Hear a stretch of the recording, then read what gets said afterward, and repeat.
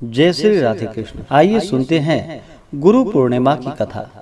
आप सभी भक्तों को गुरु पूर्णिमा की ढेर सारी शुभकामनाएं। गुरु पूर्णिमा का पर्व, जो कि हर वर्ष आषाढ़ पूर्णिमा तिथि के दिन गुरु पूर्णिमा का पर्व मनाया जाता है, इसे गुरु पूर्णिमा, व्यास पूर्णिमा आदि नामों से जाना जाता है। हिंदू धर्म में हर दिन का, हर पक्ष का अपना विशेष महत्व माना गया है। उसी प्रकार से आषाढ़ पूर्णिमा तिथि का अपना विशेष महत्व माना गया है। इस दिन विशेष प्रकार से गंगा नदी में स्नान करना, दान पुण्यों का कार्य करना, भगवान विष्णु का पूजन करना, भगवान सत्यनारायण का पूजन करने का विशेष महत्व होता है। और गुरु पूर्णिमा तिथि के दिन, इस दिन जो कि अपने गुरुजनों की पूजा की जाती है। हिंदू धर्म में गुरु पूर्णिमा का विशेष महत्व माना गया है। शास्त्र के अनुसार इसी दिन महर्षि वेद व्यास जी का जन्म हुआ था। कई जगहों पर इसे आषाढ़ी पूर्णिमा भी कहते हैं। हिंदू धर्म में गुरुओं को देवता से भी ऊंचा स्थान दिया गया है, इसलिए यह दिन भारतीयों के लिए बहुत ही खास होता है। गुरु पूर्णिमा के दिन लोग महर्षि वेद व्यास जी की पूजा करते हैं, अपने गुरुजनों का भी आशीर्वाद लेते हैं। ऐसा कहा जाता है कि इस दिन गुरुओं की पूजा करने से उनकी विशेष कृपा प्राप्त होती है, और जिस पर गुरु प्रसन्न होते हैं उस पे प्रभु भी प्रसन्न होते हैं।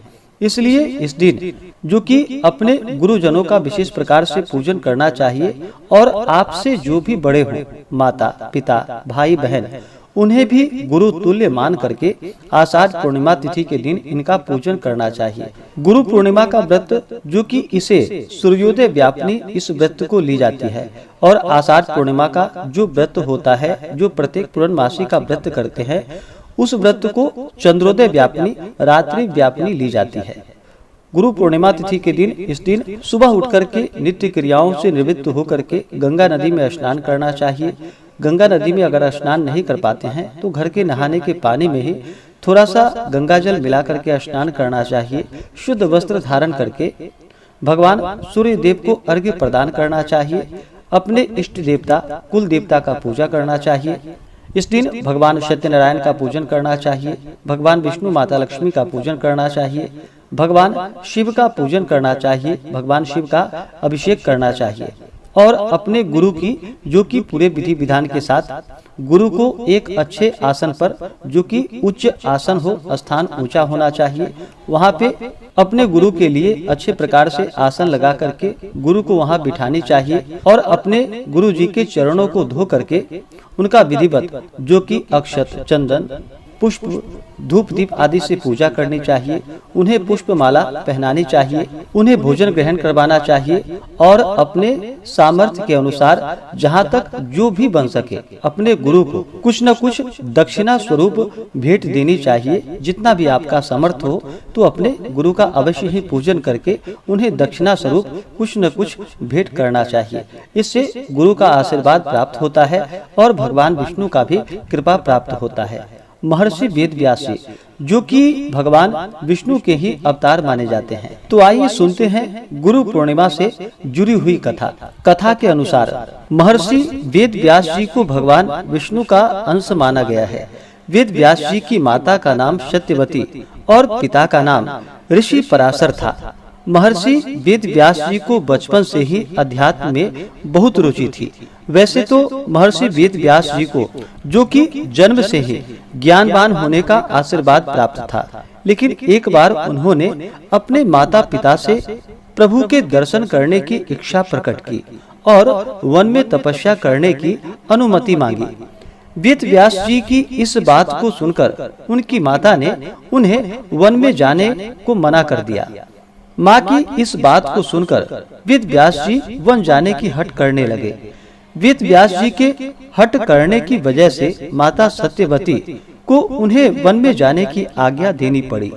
जब वेद व्यास जी वन की ओर जा रहे थे, तब उनकी माता ने उनसे कहा कि हे पुत्र, जब तुम्हें अपने घर की याद आए तो तुम वापस आ जाना।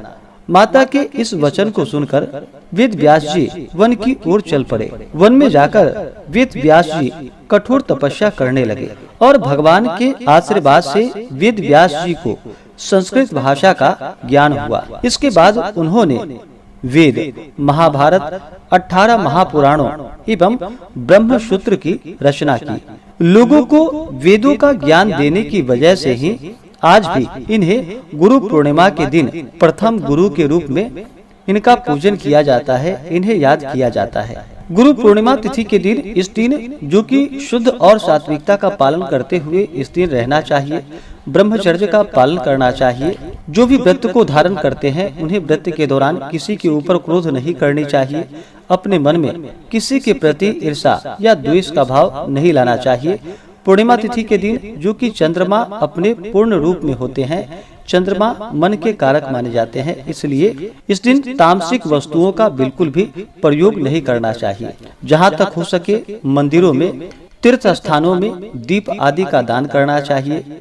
इस दिन अपना मन जो कि भगवान विष्णु के चरणों में लगाना चाहिए। भगवान शिव जी का पूजन अर्चन करना चाहिए। पूर्णिमा तिथि के दिन भगवान शिव के पूजन करने का विशेष महत्व होता है। पूर्णिमा तिथि के दिन जो कि व्रत भी धारण किया जाता है और उस व्रत में जो कि 32 पूर्णमासी का व्रत किया जाता है, उस व्रत में विशेष प्रकार से भगवान शिव की पूजा की जाती है, जिससे वैधव्य योग नहीं होता है और सौभाग्य अटल होता है। पूर्णिमा के व्रत को चंद्रोदय व्यापिनी, रात्रि व्यापिनी ली जाती है और गुरु पूर्णिमा व्रत जो कि इसे सूर्योदय व्यापिनी उदया तिथि के अनुसार ली जाती है। अगर आप सब विशेष प्रकार से आषाढ़ पूर्णिमा, गुरु पूर्णिमा तिथि के शुभ मुहूर्त व्रत महत्व के बारे में जानना चाहते हो तो उसका वीडियो अलग से हमारे चैनल पे अपलोड है। आप जा करके जानकारियां को प्राप्त कर सकते हैं, या हमारे वीडियो के एंड स्क्रीन में भी वीडियो का लिंक दिया गया है, आप उसके माध्यम से भी जानकारियां को प्राप्त कर सकते हैं। पूर्णिमा तिथि के दिन भगवान सत्यनारायण के पूजन का विशेष महत्व माना गया है।